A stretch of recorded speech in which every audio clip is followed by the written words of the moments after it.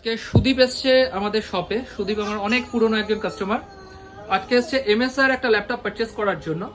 এটা একদম basic laptop, যেটা আমি ওকে চয়েসের জন্য দিয়েছিলাম, বাট এটার মধ্যে কিন্তু কনফিগারেশন খুব ভালো রয়েছে।